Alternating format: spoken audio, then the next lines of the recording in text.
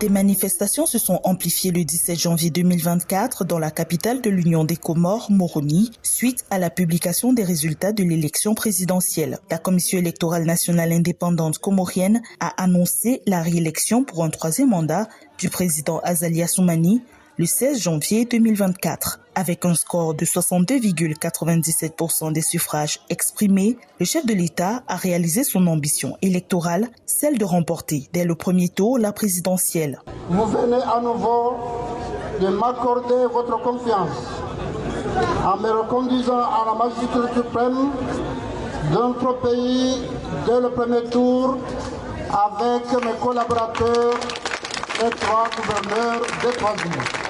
Le 14 janvier 2024, 16,30% des plus de 340 000 électeurs appelés à voter ont effectivement pris part au scrutin.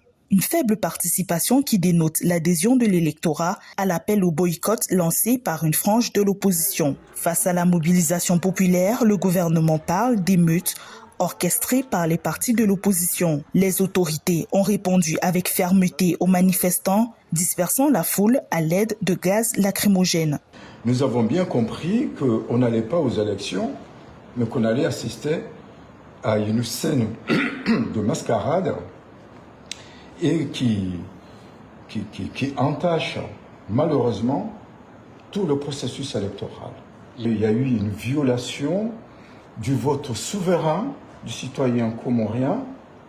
Il y a eu une violation du choix des Comoriens sur l'homme qui devrait les conduire à la gestion des affaires du pays pendant les prochaines années, les 5 prochaines années. Nous rejetons catégoriquement ces élections.